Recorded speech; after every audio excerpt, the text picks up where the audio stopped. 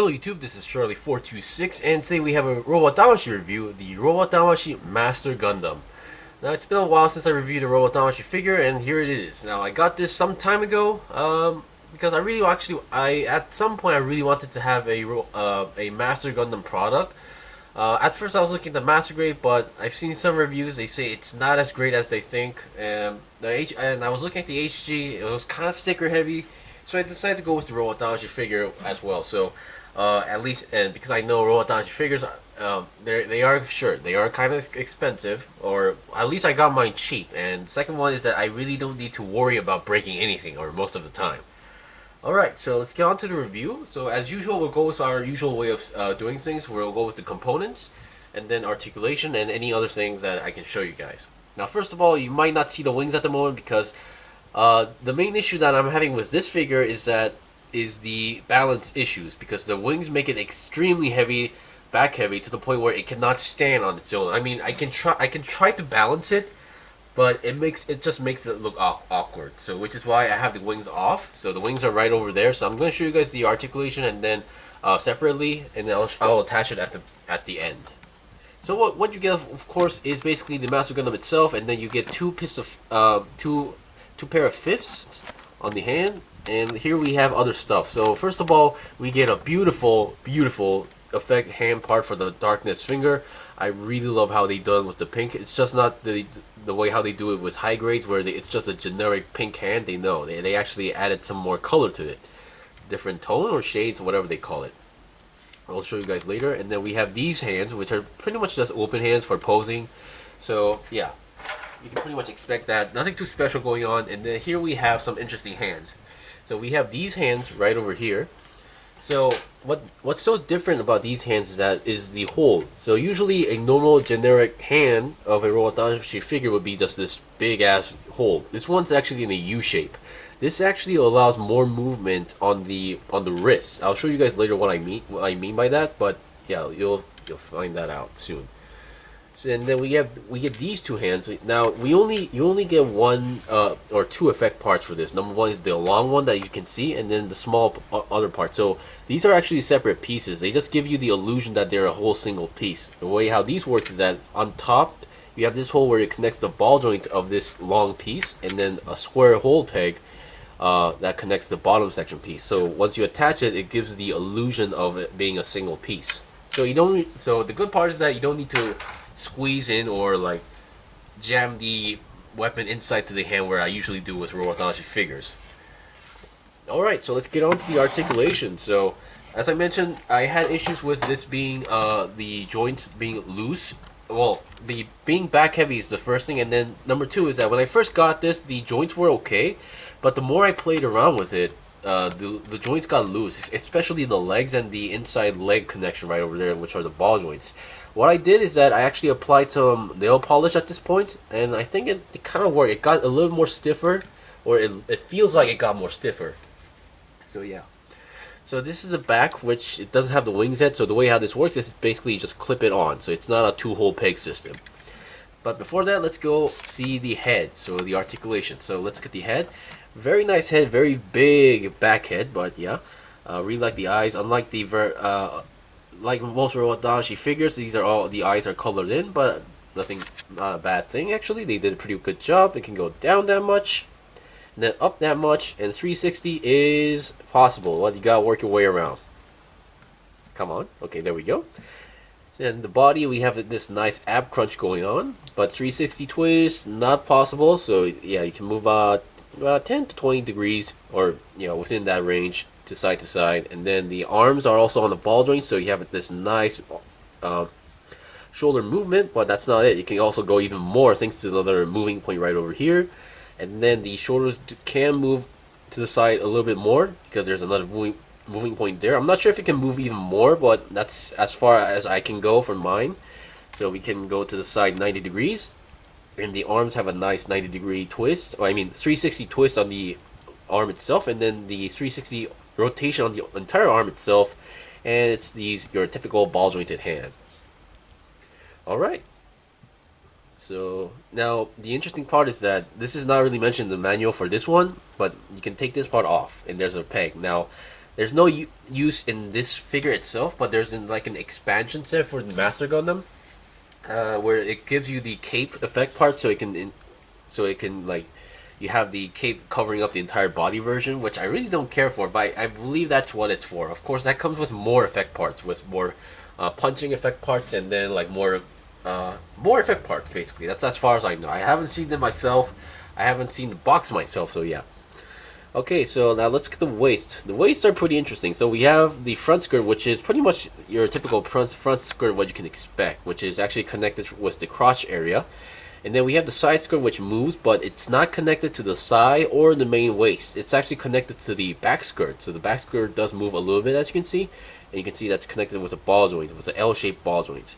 Now, this allows more movement or range on the leg, but they will pop out time to time. Not too easily, but depending on the pose, or if you accidentally like do something, they can pop out. Most of the time, the front skirt did pop off for me, but not for the side skirt, luckily yet. And the legs, the way how they're connected is a ball joint. And thanks to that, they have a nice side swivel. And then I think because being a ball joint, but despite that, you can go to the side 90 degrees to the side, and then 90 degrees up front. Now, despite the back skirt can move, but it doesn't really matter because it doesn't go that much to the back. And the legs have a nice 90-degree bend, and on the leg there's this interesting part where you can actually twist this part in the middle, so that's pretty interesting. Also the knee moves, which I'm not really sure what the purpose for this one is, but that's just how it is, I guess. And then the feet, very nice feet, and then man, it would be painful when you get kicked by this actually. But other than that, we have your typical ball jointed feet, and then we have I think they're supposed to have a toe bend. Yeah, we have a small toe bend, but because of the way how the armor is designed, it doesn't move that much. Okay, so let's see the accessories. So first of all, as mentioned, you get 2 darkness fingers, but I'm just going to demonstrate with one to save time. So the hands pop off pretty easily. So you can pop off one and then reattach the hand, and there you go. We have the darkness finger effect part, which I really love. This just looks too good. And then for the other arm, let's look at the cloth effect part. So yeah. So Master Asia would always carry around like this piece of cloth around his face or head or around his arms, and then use it as a weapon. So as you can see, you just saw that pop off. So here's a part. So I'm just going to reattach it. So yeah, really gives you that illusion where it's holding a single piece. And if you play Gundam vs. Gundam, you will know how annoying this weapon is actually to get caught by it. Because I think it was the PSP version where if you get caught by this, you can infinitely swing your enemy, and then when you swing it, I believe it does every rotation, like your mobile suit would actually get damaged by it. Okay, so let's see, where's that hand? Okay, there we go. So we have this hand, which is meant for mostly posing, but you can pretty much do this taunting pose if you want to do so.